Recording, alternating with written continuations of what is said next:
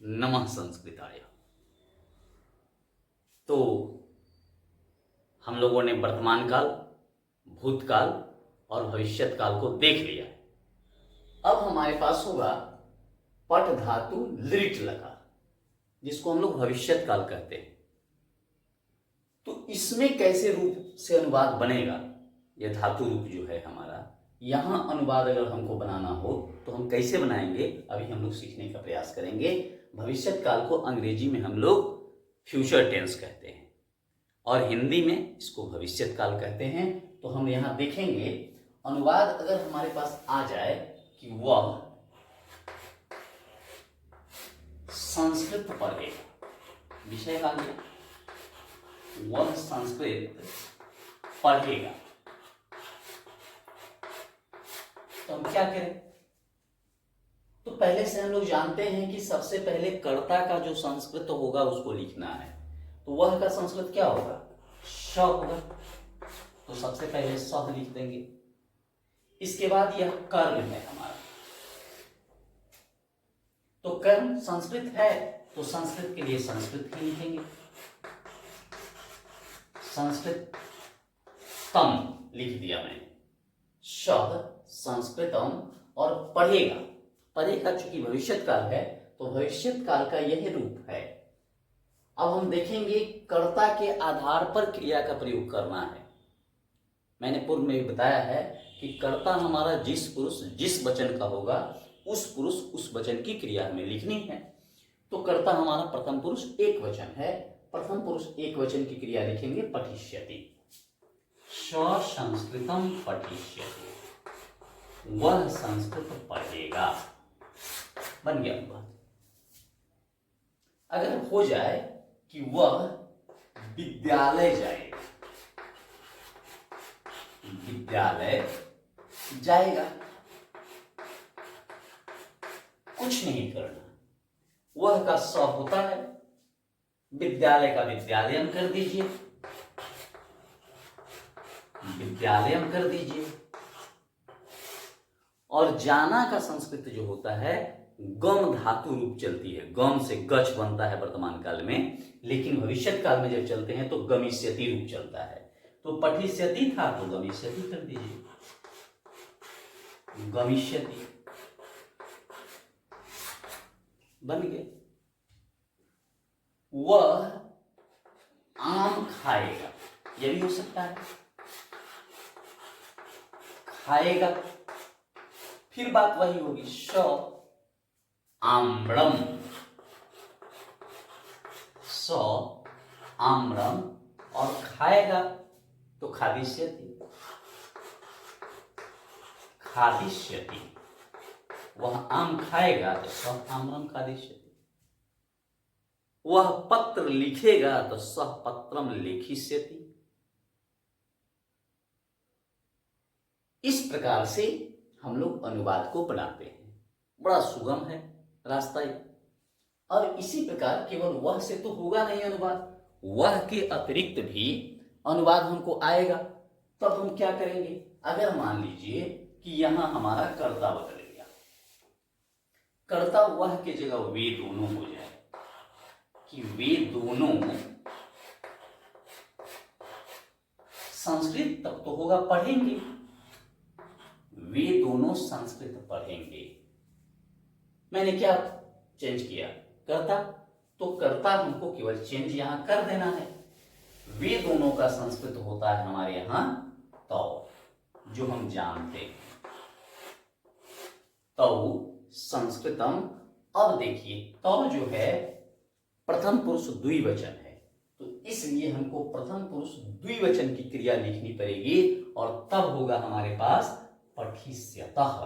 देखिए यहां है पठिष्यतः, आप यहां लिख लीजिए पठिष्यतः। केवल समझ विकसित करनी है, अनुवाद बन जाए। इसी प्रकार अगर यहां हो जाता कि वे लोग, ये भी हो सकता था, वे लोग संस्कृत पढ़ेंगे, तो वे लोग का संस्कृत होता है ते, और ते प्रथम पुरुष बहुवचन में है तो पठिष्यन्ति है, तो आप यहां पठिष्यन्ति कर दीजिए। पठिष्यन्ति।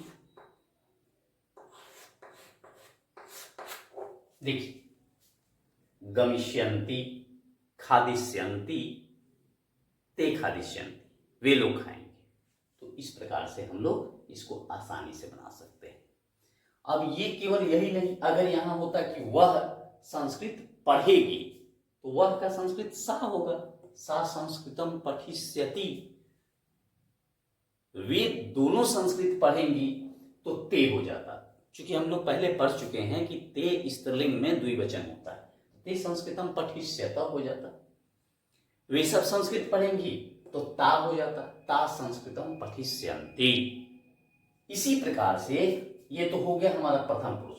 राम संस्कृत पढ़ेगा, रामः संस्कृतम पठिष्यति, मोहनः संस्कृतम पठिष्यति बन जाएगा हमारा। और अगर मध्यम पुरुष की बात की जाए, मध्यम पुरुष में, तो मध्यम पुरुष में कैसे बनेगा, सो हम लोग देखते हैं यहां। मध्यम पुरुष में जो होगा हमारा अनुवाद, जैसे कि तुम संस्कृत पढ़ोगे,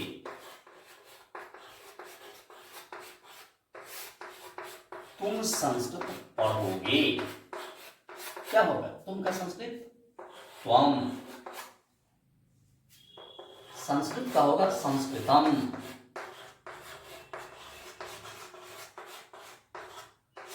अब त्वम मध्यम पुरुष एक वचन में है, तो मध्यम पुरुष एक वचन की क्रिया पठिष्यसि, पठिष्यसि बन गई।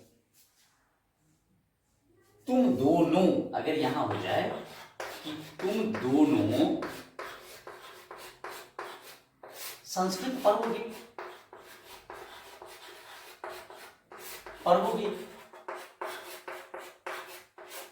तुम दोनों का संस्कृत युवाम,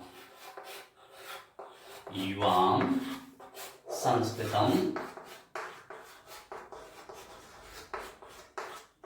अब क्या होगा, युवाम मध्यम पुरुष द्विवचन, पठिष्यतः,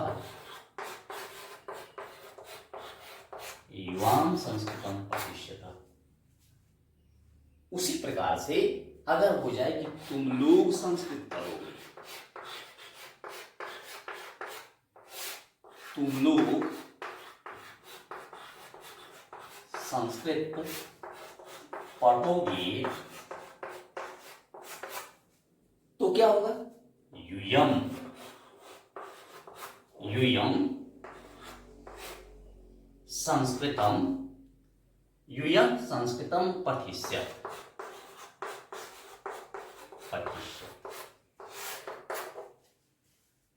इस प्रकार से बनेगा। और हम जानते हैं कि मध्यम पुरुष में तो त्वम युवाम यूयम ही होता है, दूसरा कोई होगा नहीं करता। प्रथम पुरुष में बहुत सारे करता है, दुनिया के सब करता उसी में आते हैं, लेकिन मध्यम पुरुष में केवल त्वम युवाम यूयम ही होता है करता। अब एक अंतिम हम लोग उत्तम पुरुष का देखने का प्रयास करेंगे। हम इसको समझ गए होंगे, तो उत्तम पुरुष में क्या होगा, तो उत्तम पुरुष में होता है अहम, आवाम और वयम। उत्तम पुरुष जब हम लोग बनाते हैं तो यहां होता है अहम, आवाम और वयम। इसको भी हम लोग बना के देख लेते हैं कैसे बनेगा हमारा। उत्तम पुरुष में अहम, आवाम, वयम से हम अगर बनाना चाहें तो हम कैसे अनुवाद बनाएंगे, सो हम लोग यहां देखते हैं। जैसे कि होगा, मैं संस्कृत पढ़ा, मैं संस्कृत पढ़ूंगा, पढ़ा नहीं तो भूतकाल हो जाएगा, पढ़ूंगा। अब देखिए मैं का संस्कृत क्या होगा, अहम, संस्कृत का संस्कृतम। और अहम कहां होता है, तो अहम उत्तम पुरुष एक वचन में होता है। उत्तम पुरुष एक वचन की क्रिया लिखेंगे पठिष्यामि, पठिष्यामि बनेगा। फिर आएगा हम दोनों, हम दोनों संस्कृत पढ़ेंगे, हम दोनों संस्कृत पढ़ेंगे। हम दोनों का संस्कृत क्या होगा, आवाम होगा, आवाम, असंस्कृत का तो संस्कृत ही हो जाएगा। आवाम उत्तम पुरुष द्विवचन है तो पठिष्याव होता है, पठिष्याव लिख दीजिए, पठिष्याव बन गया। अंतिम है हम लोग संस्कृत पढ़ेंगे, हम लोग का संस्कृत वयम, संस्कृत का संस्कृतम, वयम उत्तम पुरुष बहुवचन तो पठिष्यामः, हम लोग संस्कृत पढ़ेंगे। हम लोग विद्यालय जाएंगे, वयम विद्यालयम गमिष्यामः, हम लोग भात खाएंगे, वयम भक्तम खादिष्यामः। इस प्रकार से हम लोग अनुवाद बनाते हैं लृट लकार में, और अगर आप समझ जाएंगे तो आसानी से अनुवादों को बना सकते हैं, बना लेंगे। बस करना यह है, सभी विद्यार्थियों को मैं कहूंगा कि रूप आप जरूर याद करें। रूप याद करेंगे तो आपको सुविधा होगी, नहीं तो देखना पड़ेगा और देख के बनाना पड़ेगा। और रूप याद है तो हम आसानी से समझ जाते हैं कि कर्ता हमारा किस पुरुष किस वचन में है, उस पुरुष उस वचन की क्रिया लिख देते हैं, अनुवाद बन जाता है। तो इस प्रकार फिर आगे मिलते हैं, तब तक के लिए नमो नमः, धन्यवाद।